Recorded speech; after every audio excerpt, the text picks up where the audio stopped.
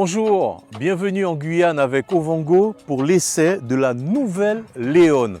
Alors là où je me trouve actuellement, c'est un côté historique que je vais faire avec vous tout de suite, puisqu'il s'agit de l'ancien port de Cayenne. Aujourd'hui, nous l'appelons Vieux-Port. Il faut savoir qu'à l'époque, c'est de cet endroit qu'arrivaient les bagnards. C'est de cet endroit aussi que toute la Guyane était ravitaillée.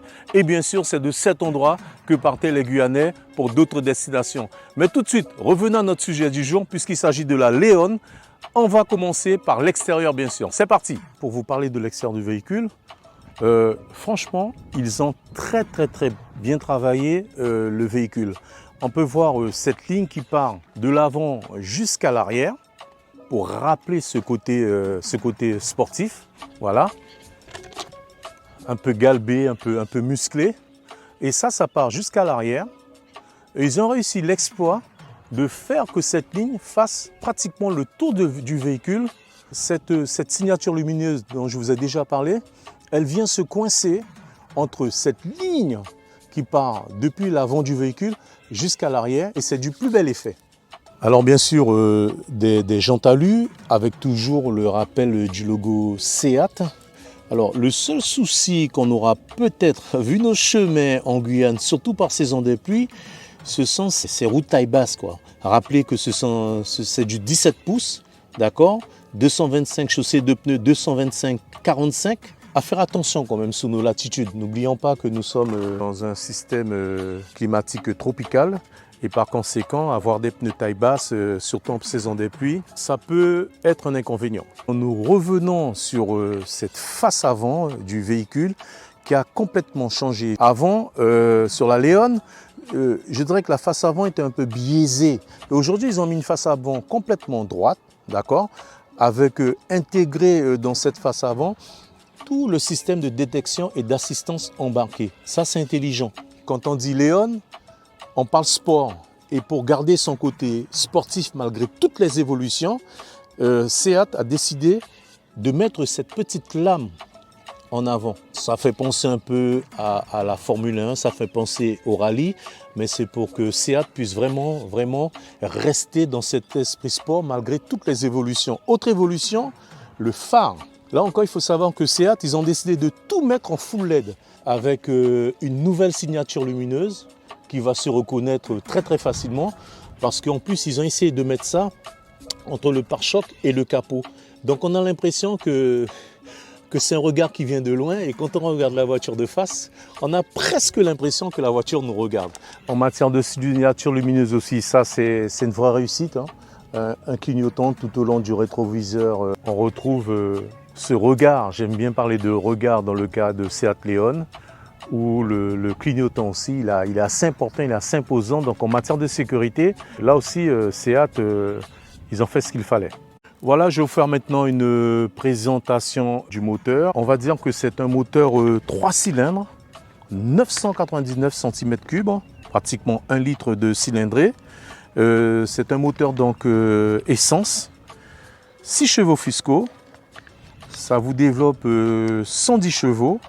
Une consommation mixte qui a été donnée de 5,5 litres à 5,70 litres au 100. Donc ça veut dire qu'on ne consomme pas beaucoup sur cette voiture. C'est une voiture particulièrement économique. Moi, ce que j'aime bien aussi sur cette Léon, c'est la clé. Pourquoi la clé? Parce que la clé vous permet de déverrouiller le coffre et vous allez voir que quand je vais ouvrir le coffre, le clignotant qui a défilement va montrer que mon action a été validée. Regardez. Voilà, le coffre est déverrouillé. Et ne cherchez pas de bouton, simplement pour déverrouiller, pour ouvrir ce coffre, il suffit d'appuyer sur le S de SEAT. Et voilà, il s'ouvre. Alors je vous rappelle que ce véhicule est une compacte, d'accord? Un coffre de 380 litres, je pense que ça devrait suffire pour une famille. Ce n'est pas le plus grand volume, mais en tout cas c'est un volume intéressant pour une famille, pas nombreuse bien sûr. Alors ce qu'il y a d'intéressant aussi, qu'on ne retrouve plus beaucoup sur les véhicules aujourd'hui, c'est la roue de secours.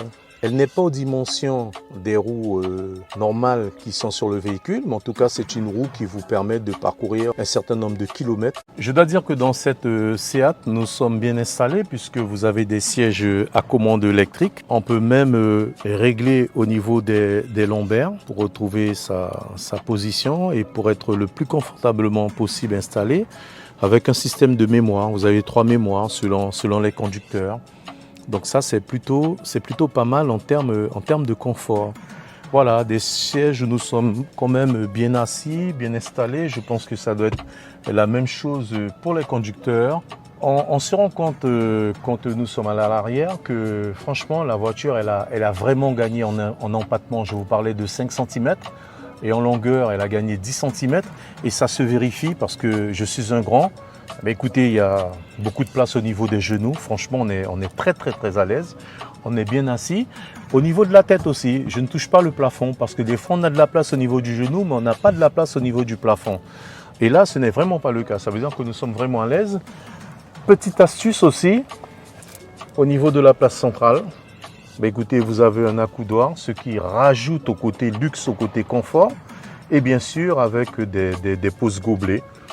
Franchement, tout a été très bien pensé au niveau intérieur. Seul inconvénient de cet intérieur, c'est ce côté sombre. La voiture est vraiment sombre parce que trop de sobriété tue la sobriété. Tout est noir, tout est sombre et sous nos latitudes, avec le soleil, ça donne une impression de claustrophobie, une impression d'enfermement et là, c'est pas top. À l'arrière aussi, ils ont pensé bien sûr au passage arrière avec ces prises USB-C. Okay, avec possibilité de régler sa température soi-même. Toujours en tactile, hein, voilà. Toujours en tactile.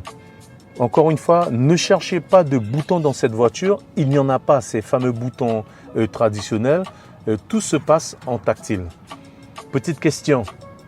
Sachant qu'en Guyane, il y a une forte humidité et que le soleil est omniprésent, à la longue, on se demande bien ce que cela pourrait donner.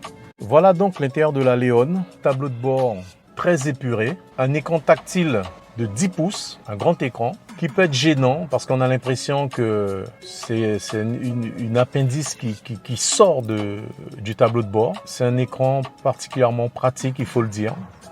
Malgré ce petit défaut de non-intégration dans le tableau de bord, on peut tout retrouver dessus. Full Link, il est 3D, il est tactile. On peut jouer avec cet écran tactile. Toutes les informations sont là. Si on veut savoir où est le niveau du carburant, les services, les pneus, le véhicule même, si on veut le paramétrer. Au bas du tableau de bord, comme vous pouvez le constater, maintenant c'est un bouton poussoir qui a remplacé la manette. Beaucoup de rangements dans cette Léon. Autre chose, très important pour ceux qui sont branchés au téléphone, comme la Léon, qui est une voiture particulièrement connectée et branchée, 2 prises USB, plus un chargeur à induction qui se trouve là.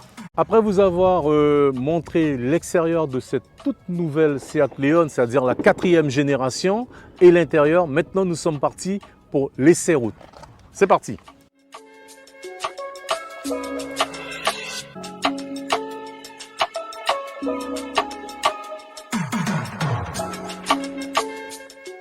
Ça y est, c'est parti pour l'essai route, mais d'abord un petit tour en ville pour tester la maniabilité de cette toute nouvelle Seat Léon, 4e génération.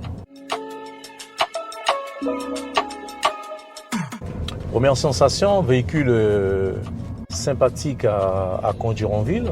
On pourra essayer comme on veut parce qu'aujourd'hui il n'y a pas grand monde dans les rues et ça c'est top pour nos essais. Il s'adapte parfaitement à la circulation citadine, frein, reprise. L'avantage que nous avons, c'est que maintenant, sur une voiture automatique, il n'y a pas besoin forcément de rétrograder. C'est de l'huile, hein. Ça passe très bien. Impeccable pour la reprise en ville. Véhicule très souple, elle répond tout de suite. Il n'y a pas ce petit temps de latence.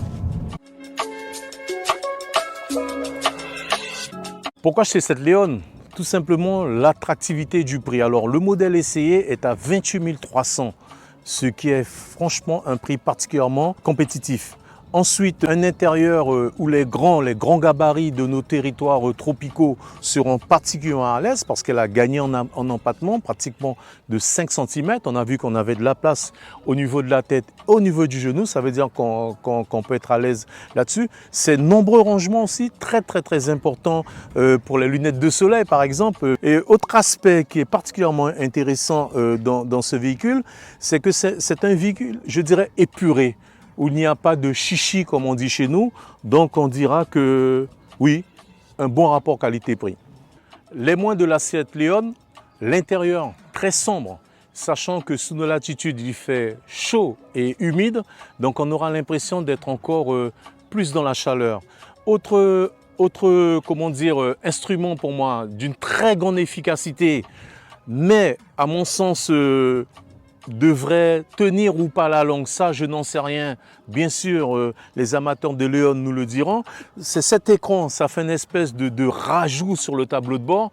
Et à la longue, comme c'est très exposé au soleil par rapport au pare-brise, je me demande ce que cela devrait donner dans nos régions.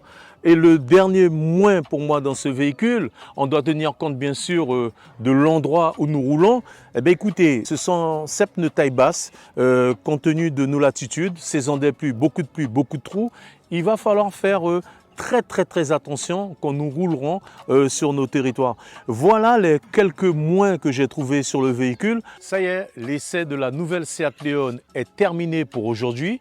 Si vous souhaitez commenter, liker et partager cette vidéo, c'est très simple.